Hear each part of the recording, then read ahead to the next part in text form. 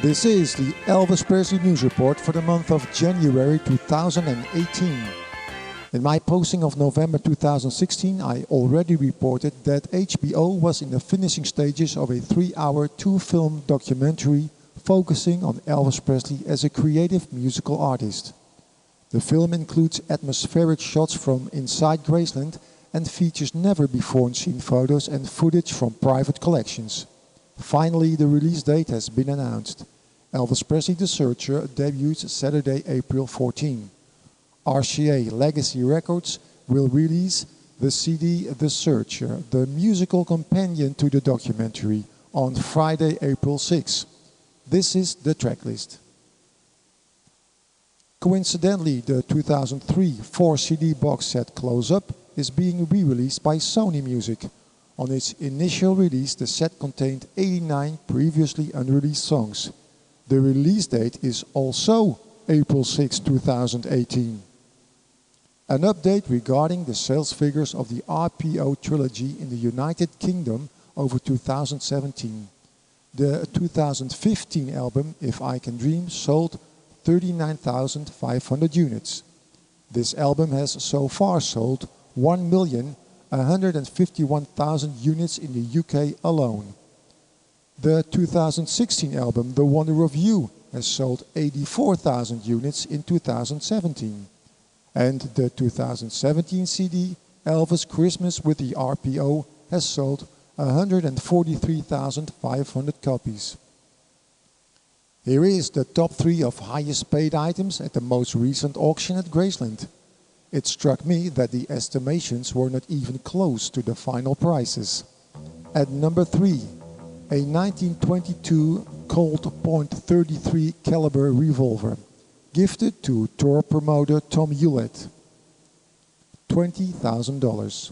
At number 2, Globe from Elvis's Beverly Hills home, $22,500.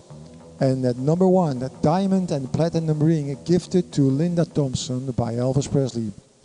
Originally sold in 1988 for $20,000. See the offering in this article in the National Enquirer.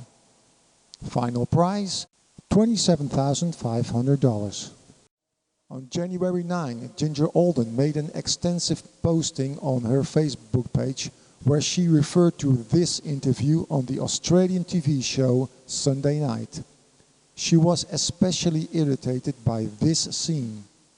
But there's only one person who really knew him, his ex-wife, Priscilla. She met him when she was 14 and remained his closest friend through to the bitter end. This time the girl is gonna stay for more than just a day. Even though Elvis and Priscilla were divorced, they remained as close as ever. There were other women, but Elvis never remarried. For more than just a day, I just can't help believing. We never lost our friendship and care for each other. He would call me at night. I really valued his calls. I valued him telling me, you know, what was wrong. And I haven't really said this because I value his trust in me so much. One of Ginger's main complaints is that, in her view, Priscilla is trying to rewrite history in the media by never mentioning the other women in Elvis's life after their divorce. Elvis had relationships with Linda Thompson and was engaged to Ginger Alden the day he died. Read the complete story on Ginger's Facebook page. And the trivia for this month is, what is the name of the second child of Priscilla? Place your answer in the comments. Out in February 2018 is the new book from Follow That Dream Records / Flaming Star. Elvis Presley, Rebel with a Cause, 56.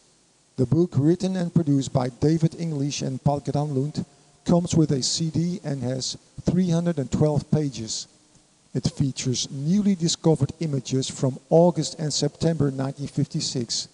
They are scanned for the first time from the original negatives.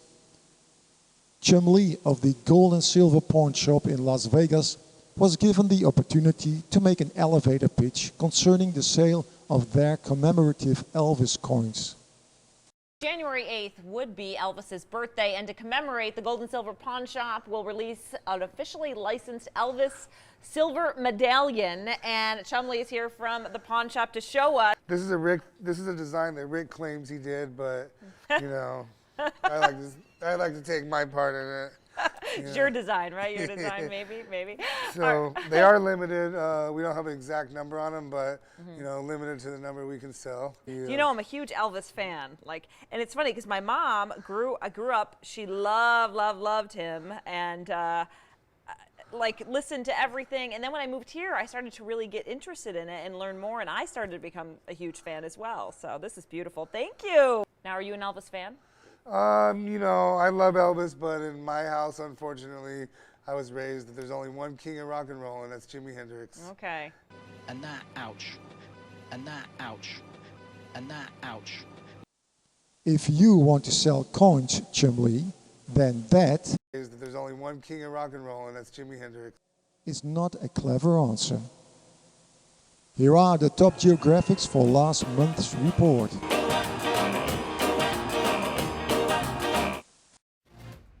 Elvis has left the building, and now his manager, Colonel Tom Parker's home, is leaving Madison. The house is being cleared tonight, just in time for bulldozers next week to start putting in a car wash. Brian Oxley, he isn't the one that's putting in the wash and roll that's going to be here on this very historic property. You're the one that is trying to save rock and roll. Tell me a little bit about how you got involved in this historic property and why. Well, the way I got involved is I read a newspaper article that everybody was upset that they're going to be tearing down this home for a car wash. And the next day I went and met the owner and worked out a deal, actually on that spot, that would give me the rights to take whatever I wanted from this building within 2 months. What we've been able to do is in this building, the basement, and also the fan club building, to dismantle everything, number everything so we can put it all back together someday, someplace. The Governor of New South Wales unveiled an Elvis statue at the Elvis capital of Australia, in the country town of Parkes. There are also plaques with Elvis quotes in the ground around the sculpture. The Parkes Festival, which attracted 25,000 visitors, took place from January 11 till 14.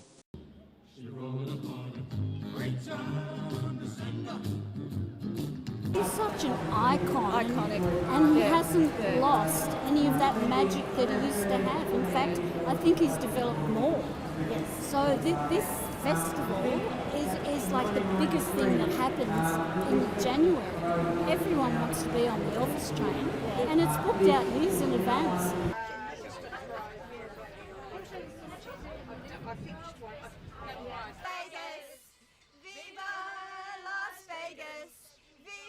It's down at the end of Homer Street. It's I'll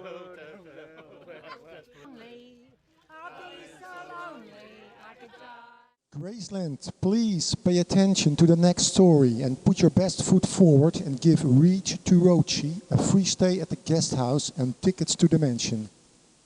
Because the Happy Elvis Presley Day Award for this year goes to Reach to Rochi, as he acted in the true spirit of Elvis.